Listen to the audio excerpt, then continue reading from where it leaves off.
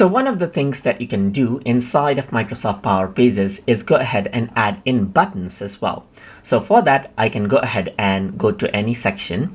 So I'm just going to add a section right here. Let me just add in a 3-column section right here. And you can see that the second component is button. You can also click on the 3-dot button right here, just like this, and then go around over here and access button if you don't see it right here. Well, let me just go ahead and click on button, and you simply have a button. So now I can go ahead and type in, let's say for example, http://www.wikipedia.org right here as a link, just like this. So I can link it to an external page right here. Check open link in a new window so that whenever I click it, it opens a new window.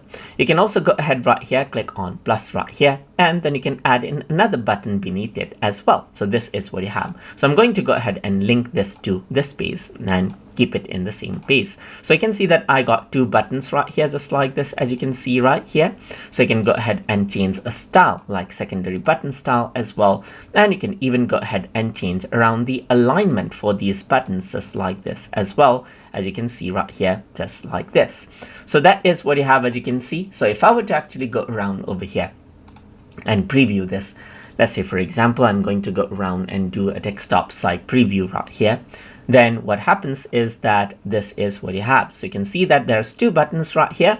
If I were to click on the top one, it actually goes ahead and opens up Wikipedia. And if I were to select the second one, then it opens up this particular page right here. So if I were to go around over here, you can see that I can go ahead and edit the button name to, let's say for example, Wikipedia right here, just like this. And I can go ahead right here, and you can see that this is the home page. So I'm just going to go around and edit it and rename this out to home right here, just like this.